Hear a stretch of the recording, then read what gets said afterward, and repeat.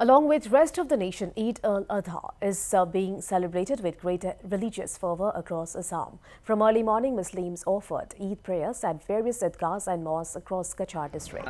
The festive spirit was evident across the region, marking the day with joy and devotion. The Muslim community in Gwalpara, Guwahati, Dhubri and also other parts soaked in the spirit of Eid al-Adha as hundreds gathered in mosques to offer prayers.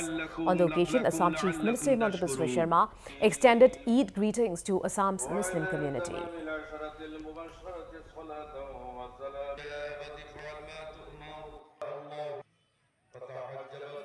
Barak তথা আসাম পুরা দেশ পুরা পৃথিবীতে এই পবিত্র ঈদুল আজহা সবাই পালন করছে। তো আমি আজকে আমার এই জামিয়া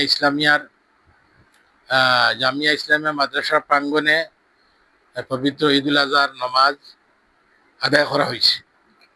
তো আমি জাতি ধর্ম বর্ণ নির্বিশেষে সবাইকে পবিত্র ঈদুল আজহার শুভেচ্ছা প্রীতি জানাই। প্রতি বছর নিয়ে এই বছরও আমাদের মেহেরপুর ঈদগাহ ময়দানে মৌলানা আব্দুল ওয়াহিদ সাহেব ঈদের নামাজ পাঠ করেন।